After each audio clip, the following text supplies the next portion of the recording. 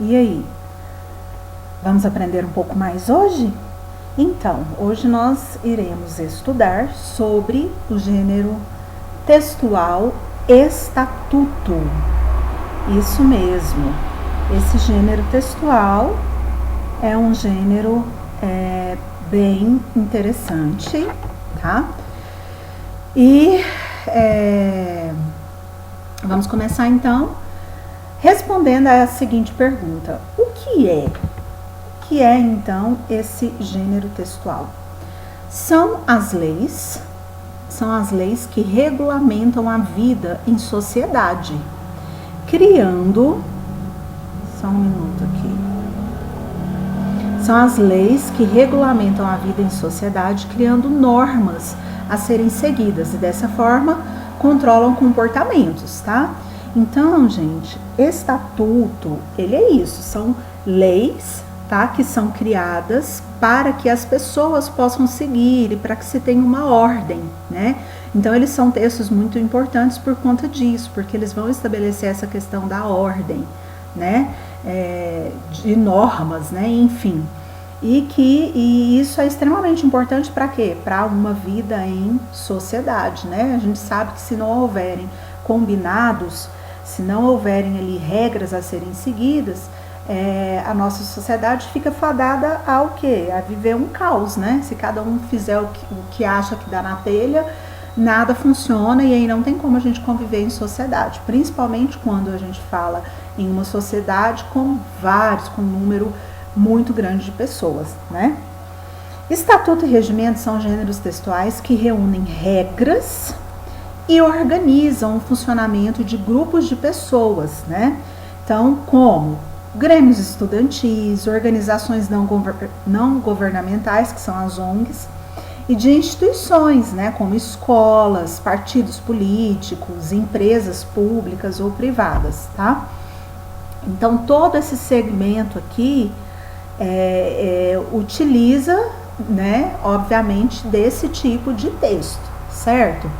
Mas eu quero lembrar que não são só eles, tá? Por exemplo, se você morar em um prédio com vários apartamentos, provavelmente lá vai ter sim um regimento interno para que os moradores todos possam segui-lo, né? E aí possam viver em harmonia, certo? Então, basicamente em todo lugar cabe esse tipo de texto, né? Os estatutos podem ter valor de lei, tá? Então, ou seja, tem que ser quando a gente fala valor de lei, é quando nós podemos, por exemplo, até estabelecer punições se a pessoa realmente não fizer, né? E punições que podem chegar tanto em questão de dinheiro, como, né, de multas, como também de prisão, né, e aí por diante, tá bom? Então, esses estatutos que eles têm valor de lei, eles são chamados, né, por exemplo, um dos exemplos, né, muito famoso é o Estatuto da Criança e do Adolescente, o famoso ECA, né? Então, tem alguns regimentos que são assim, tá bom? Que tem valor de lei. Ok, vamos para o próximo slide. O próximo slide fala sobre as características, tá? Quais que seriam, então, essas características desse tipo de texto? Em estatutos e regimentos, emprega-se o registro culto da língua, tá? Quando a gente fala em registro culto, eu estou falando da linguagem formal, ou seja, a variação linguística que tem que ser utilizada lá tem que ser aquela que em qualquer lugar que você for, ou qualquer pessoa que chegar de qualquer região, ela possa ler e entender, tá bom? Por isso que tem que fazer parte, a linguagem que é utilizada tem que ser uma linguagem formal, uma linguagem padrão, que pode ser entendida por qualquer pessoa de qualquer região, tá bom? Esses gêneros referem-se a documentos oficiais, né? Ou seja, são coisas muito importantes, né? E circulam em situações que se exige formalidade, né? Não dá para você colocar, por exemplo, aí gírias, né? Sem falar que a gíria, dependendo da época e dependendo da região, ninguém consegue compreender ou uma pessoa não consegue compreender. E esses textos, eles têm que ser textos claros o suficiente para que a pessoa possa entender o que ela deve cumprir ou quais são os direitos dela ou não, ok? Neles predominam o quê? Uma sequência indjuntiva. Essa sequência injuntiva, gente, é aquela sequência que a gente tem, por exemplo, nas receitas ou nos manuais. Ou seja, são aqueles verbos que vão te indicar o que você tem que fazer. Tipo, faça tal coisa, não é permitido tal. Então, vocês vão ver que são esses verbos injuntivos, né? Esses verbos que trazem um pouco dessa questão de ordem, né? De realmente ordem, né? Ou seja, de coisas que a pessoa deve fazer ou não, ações que a pessoa deve fazer ou não, tá? E determinam ações a serem tomadas ou evitadas e estabelecem regras de funcionamento. Por isso que quando fala sequência injuntiva, você já sabe que são realmente verbos que vão indicar o que você deve fazer ou não, ok?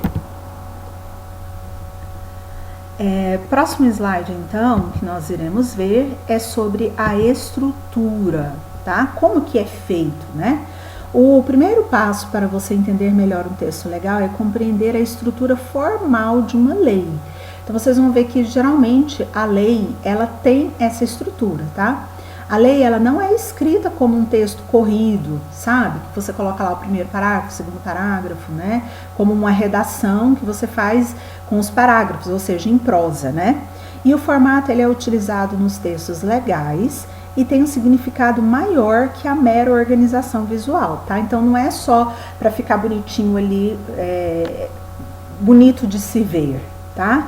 É porque realmente ele precisa ter toda uma organização até para ficar mais fácil para a pessoa achar o que ela está procurando, porque geralmente são textos muito extensos, né? Então, às vezes não dá para você ler o texto todo, mas você pode ler a parte que te interessa. Por isso que é muito importante aqui ter uma estrutura bem organizada, né?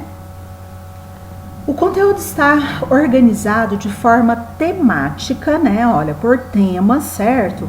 Em títulos, capítulos e seções, seguidos de números romanos. Então, vão ser utilizados números romanos, né?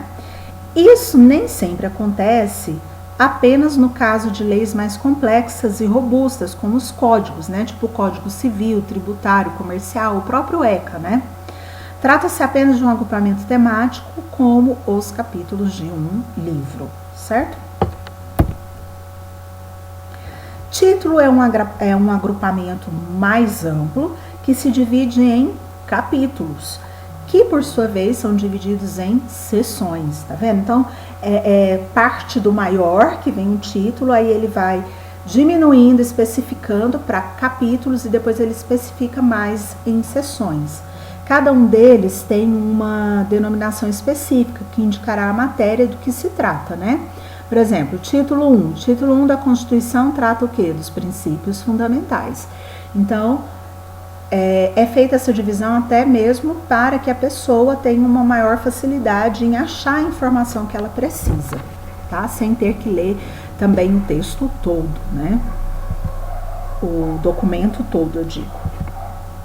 Tá. Então, as leis usam os seguintes divisores. Então, nós vamos ver quais que são esses divisores.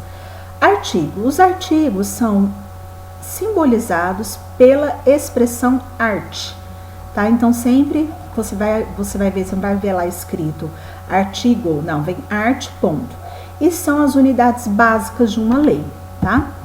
Depois dos artigos vem os parágrafos. O parágrafo é o desdobramento de um artigo e ele é representado por esse símbolo aqui. É como se fosse um Szinho com outro S, tá? Quando tiver mais de um, ou então parágrafo único se for um só. Se for um só, vai estar escrito parágrafo único. Se não for, ele vai vir com esse símbolo, ok? Próximo. Inciso. Os incisos são desdobramentos dos artigos e dos parágrafos e são simbolizados por algarismos romanos, né? Como esse daqui, que quer dizer o quê? Inciso 10. Tá bom? Depois do inciso tem a alínea. A linha são os desdobramentos dos incisos, né? Ou seja, é uma subdivisão e são representadas por letras maiúsculas, por exemplo, A, que quer dizer a linha A. E, por fim, item. Os itens são os desdobramentos da linha. Tá vendo que cada um desse aqui é um desdobramento? O artigo se desdobra, parágrafos depois, incisos, depois a linha, depois item. Os itens são os desdobramentos das alíneas representados por números arábicos, como o número que a gente utiliza mesmo, né? Que quer dizer item 1. Ok? Então, vamos ver aqui um exemplo bem prático disso daqui. A gente tem, então, aqui foi retirado uma parte do ECA. Tem ali, então, ó, identificação, lei número 8.069, de 13 de julho de 1990. Aqui tem o número e a data. Aí vem a ementa, dispõe sobre o Estatuto da Criança e do Adolescente e dá outras providências. Então, isso aqui é como se fosse o títulozão, né, a parte maior. Aí vem, então, título 1. Das disposições preliminares, artigo 1º, olha aqui então o artigo, ó. Então, tá vendo? Esse título 1 vai tratar do quê? Das disposições preliminares, certo? Aí vem então o artigo. Artigo 1, essa lei dispõe sobre a proteção integral à criança e ao adolescente. Disso daqui ele vai se desdobrar em outro comentário, que seria o parágrafo. Parágrafo único, a garantia de prioridade compreende. Aí vem a linha, olha aqui a linha sendo representada por essa letra do alfabeto. Primazia de receber proteção e socorro em quaisquer circunstâncias. Então é porque vai especificando, né? Vai desdobrando ali o assunto. Então é necessário seguir aí, né, toda a sequência. Olha o outro caso aqui, artigo 67. Ao adolescente empregado, aprendiz em regimento familiar de trabalho, aluno de escola técnica assistido em entidade governamental ou não governamental, é vedado trabalho. E aí vem então o inciso, olha que o inciso ele está em número romano. Noturno, realizado entre as 22 horas de um dia e as 5 horas do dia seguinte. Então, esse aqui, ó, é o texto da lei. Aqui tem todos os itens, né, que foram expostos no slide anterior, né. Então, basicamente, é um texto mega formal, né, como vocês viram, ele é bem formal, tem uma linguagem formal para que as pessoas de qualquer região ou de qualquer local possam compreender. Então, gente, é isso daí. Eu espero que vocês tenham aprendido um pouco mais sobre estatuto. E até a nossa próxima aula.